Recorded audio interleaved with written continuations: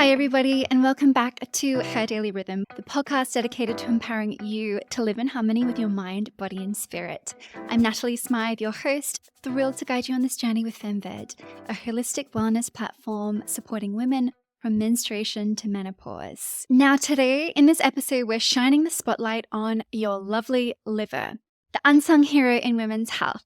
And it does more than just process alcohol and junk food, because in every single episode thus far, every expert has highlighted the importance of the liver. So I thought it was so important to delve into, particularly since the liver has been really important in my health. Among all of my clients, we always need to support the liver. And in today's modern, one of the biggest concerns impacting health, affecting your energy, sleep, and your hormones are environmental toxins. The many toxins in our environment didn't exist prior to the 21st century.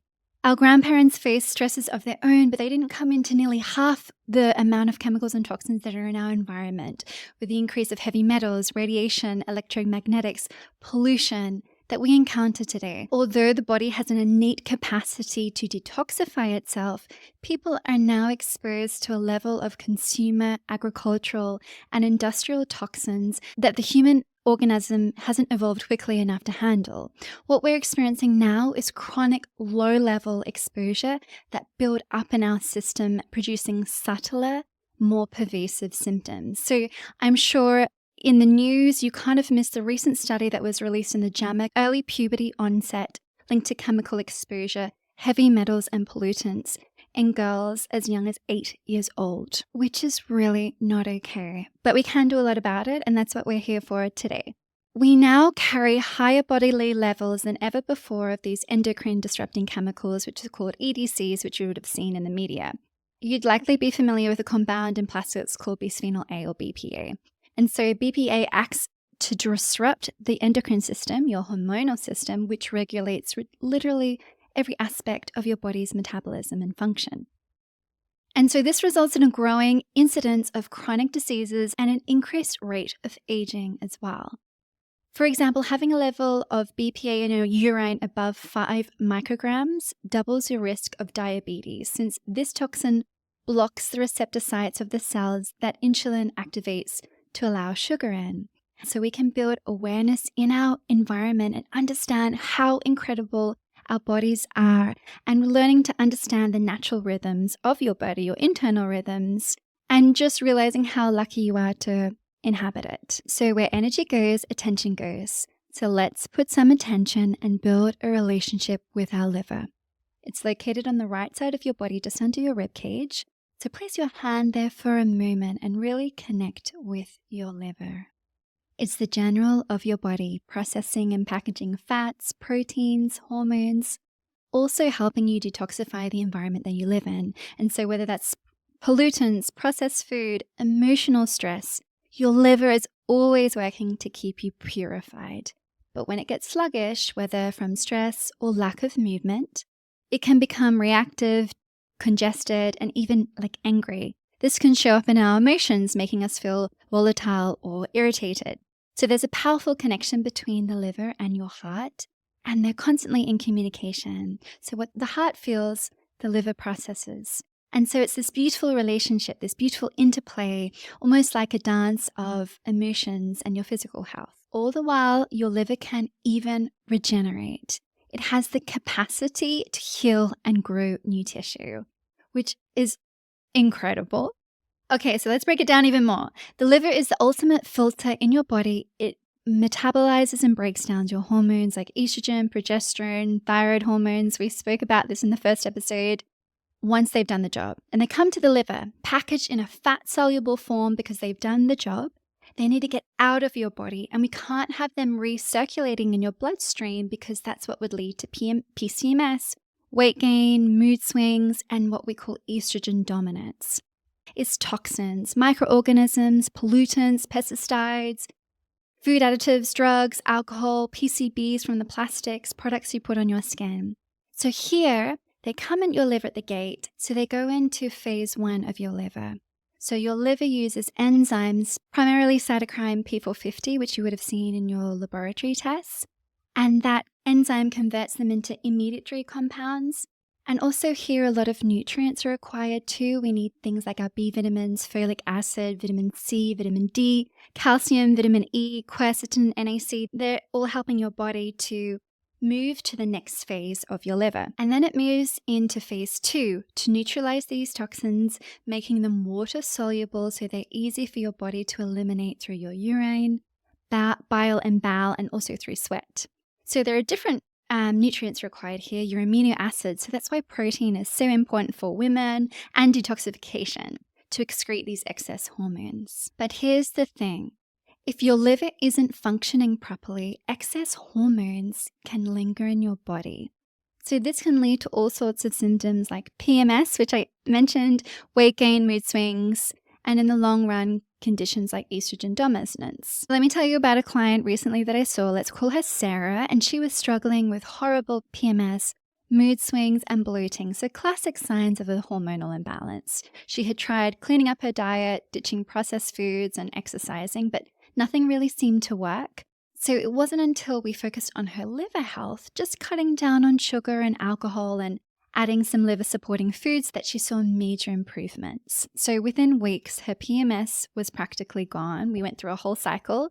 She felt lighter, both emotionally and physically. This story isn't uncommon. Focusing on treating the symptoms, but what's under the surface, your liver's ability to detoxify and metabolize, is where the dysfunction happens.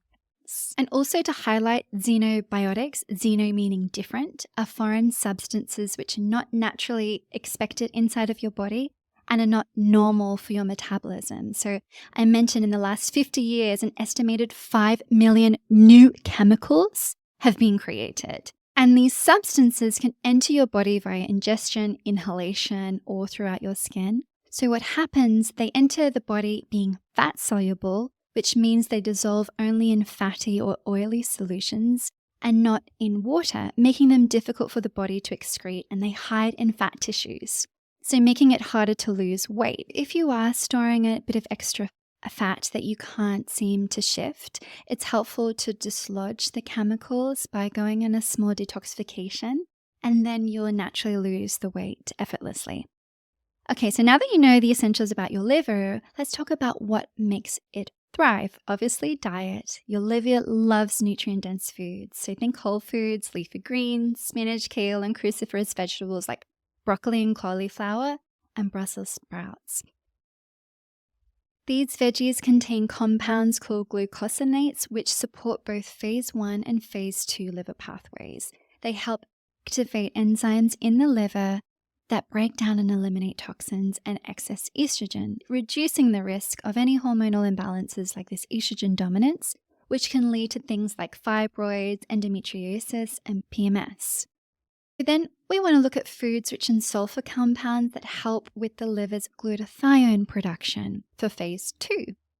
So neutralizing free radicals and helping your liver deal with oxidative stress.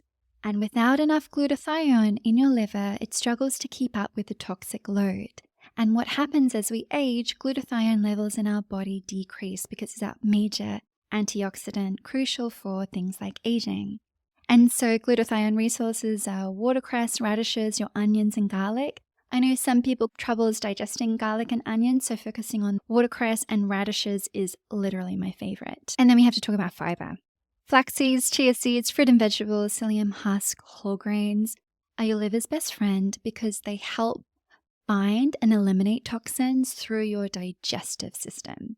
And so without enough fiber, these toxins and excess hormones can get reabsorbed into your bloodstream, causing your liver to work extra hard. Beetroot and artichoke are great too because they promote the regeneration of the liver and promotes blood flow to that organ, stimulating bile flow. Turmeric, again, it's incredible. It stimulates the secretions and the bile flow, but it can irritate the gut mucosa in about 30% of the population. So a nice therapeutic dose is having 1 teaspoon in food daily, but I know this is really part of a Vedic and Indian culture. And on that note of inflammation, when inflammation strikes, it produces something called C-reactive protein or CRP. It's a marker of inflammation that can be measured in your blood. So you would have seen this probably in your doctor's office when you've had your labs tests. And this protein ramps up a response in infections or exposure to toxins. So your liver is sending out these signals, putting your immune system on high alert. And it's literally like sending a message to your internal army to mobilize your troops for your immune system. And so we obviously know that liver health just isn't about what you eat. It's about how you live. So let's start with chronic stress, like we've spoken about in all of the episodes. When you're constantly stressed, your body pumps out cortisol, and guess what? It's your liver's job to mobilize that excess cortisol. Chronic stress can actually slow down liver function and mess with your body's ability to mobilize hormones efficiently. So stress, it impacts every single organ. Of course, again, sleep is so important when your body is focusing on repair and detoxification when you're sleeping. Your liver and gallbladder start their work at about 11 p.m. So if you eat too close to bedtime, your liver can't focus on cleaning the house. Instead, it's focusing on dealing with digestion. And I also really want to discuss the emotional aspect that's not yet recognized in the West, but it certainly is in all Eastern cultures. There is some slight evidence here, which means it will definitely be proven here in due course. But we all experience a catalog of emotions like anger, irritability, and frustration. And so ever feel like your temper is short, or you're carrying the weight of the world on your shoulders? Or resentment as well, it builds up when you have to do life. So in traditional Chinese medicine, these emotions are closely linked to the liver, and the liver is the seat of the emotions linked to frustration, resentment, and jealousy. If your liver is overworked and stagnant, you might notice more road rage, more irritability, more heaviness. So finding ways to release this deep-seated anger will really help as well remove stagnation from your liver. So our final takeaways. To reduce toxin intake, eat organically grown foods, especially free-range, organically fed animal products if you are not vegetarian, as much as possible. Also drinking adequate water, staying hydrated. Filtered water is really important to encourage toxin removal through your kidneys so we can get a nice sweat on. And so I would say my highlight foods are broccoli sprouts because they have 5 to 20 times more sulforaphane than regular broccoli. That compound activates your liver. Green tea really supports liver detoxification and it binds PCBs in fish. Kimchi, probiotics in fermented food, can also reduce the absorption of BPA, and nutrients such as quercetin, your citrus fruits, apples, onions, parsley, sage, olive oil, dark cherries, grapes, your berries, or your bilberries are so effective. And then we can't dismiss our homes. Cleaning your living environment. Household dust is a mixture of so many particles such as skin cells, pollen, fibers, insect waste, animal dander, and you can carry external pollutants from the outside world, such as heavy metals, pesticides, and chemicals on your clothes, on your shoes. So it's a magnet for stuff that we really don't want to be breathing in or touching. And so these toxicants can affect our hormones, our brain development, and overall health, like all of the things that we've spoken about. So what you want to be doing in your home, particularly with the change in season, is hoovering more regularly and opening your windows can reduce this exposure. A HEPA filter removes at least 99.7% of dust, mold, bacteria, and airborne particles.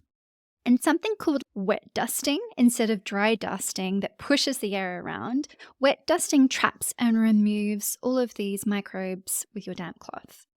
And so again, you want all of your personal care products to not be in plastic. We really want them to be organic where possible. So let me know in the comments what your top 3 takeaways and actions that you'll be implementing over the next month, or what you find difficult and would need extra support in, or what other information would help you on this journey. And please share it with someone that you would find helpful, someone that you love. And remember, over this month, really support your liver, send it some love, build a relationship with it, find the rhythm in your liver, and join us next week because we're going to be interviewing an incredible guest, really focusing on building community, being a pioneer in your community and standing up for the best causes. Thank you again for joining in. I can't wait to connect with you next week.